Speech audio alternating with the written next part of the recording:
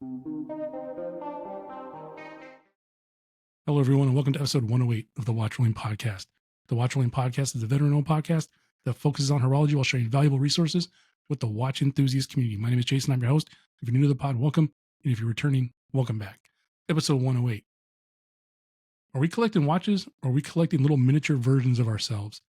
We'll peel back the layers and talk about our different personalities and moments we express through horology and some of the layers behind our choices, because I think it's pretty surprising. I know it was for me when I asked myself some questions about it. So the first part is, how do we see ourselves? Like for me, how do I see myself? I think that the collection often mirrors your identity. You can take a look at someone's watch box. I'm not saying 100% of the time, but a lot of times you can learn a lot about that person. You know, are they sporty? Are they dressy? Do they live like a minimalist lifestyle? Are they full of color? Do they just like to collect and they want like 150 watches of all different kinds? Are there movement specific watches in there? Is there one brand? Are they loyal to one brand?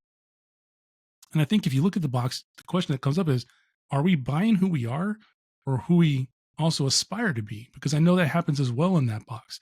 I've seen people wait for a certain time or a certain event to happen successfully, and they go and buy that grail piece to commemorate that event. I know other people who have bought that watch early as an aspiration of where they want to be. It's a reminder of where they're going. It's dessert before dinner. Like, I know I'm going to get to dessert, so screw it. I'm going to pound the dessert first and we'll work through dinner and get there. I think that's pretty cool. And I think also every watch, if you look at it, most of them are a self-portrait of its owner at the time of the purchase. And that could be something that pertains to us, or it could not be. So I ask you, like, look at your most worn piece. Does it align with how you talk about yourself, how you see yourself? If it doesn't, is the watch that you wear the most something that you want to say about yourself? That could lead into, do you want to be seen without being seen? I believe that watches are silent signals, and most people notice, but we know other enthusiasts definitely know. So we know most people aren't going to notice the watch on your wrist, but watch enthusiasts know. Speaking of the watch on the wrist today, I got my PAM 0177 titanium Panerai. Ooh, on the Artem PAM strap. Beautiful. Nice combination. And those are silent signals. So a watch enthusiast would know, hey, that's a Panerai. They would know, hey, that's an Artem strap, right? They would start asking me questions or whatever. The average person isn't going to care. You can walk by and, you might get noticed for something else, but you're not going to get noticed for that. Are we using our watches as quiet projections of taste, status, and values? I would offer that. I know people that do that. I know people that do it for all of them, like their taste. And I feel that taste is subjective. Status, I also feel that that's subjective. And values, I also definitely feel that's subjective.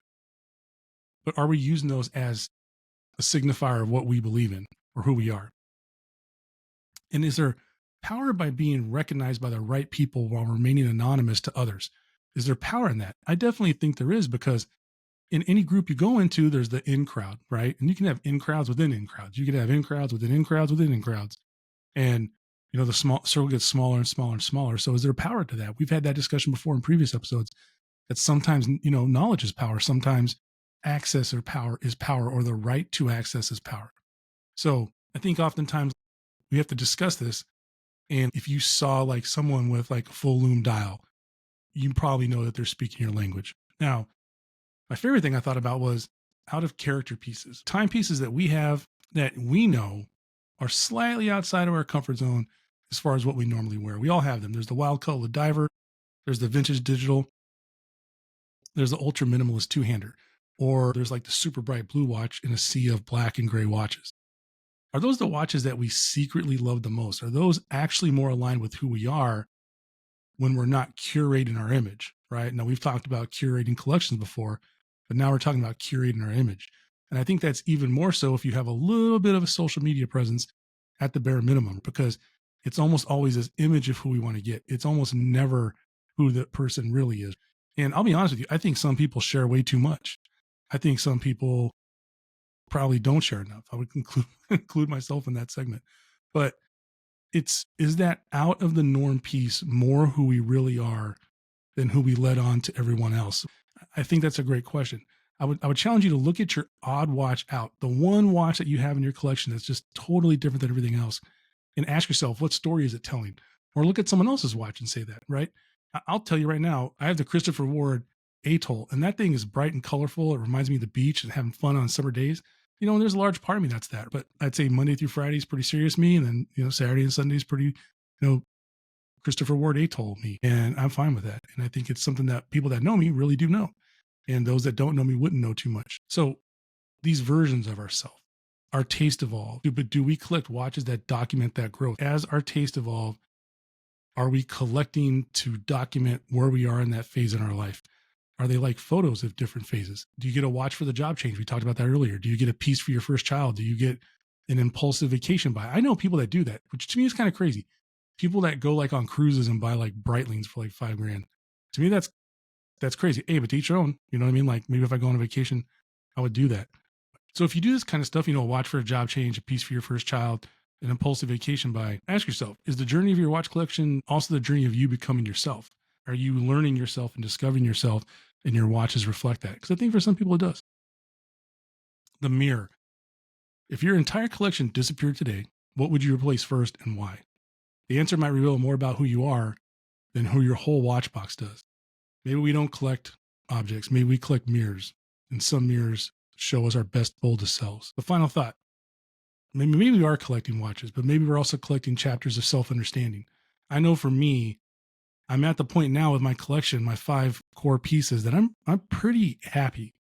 I haven't looked at a watch in the interest of buying in weeks.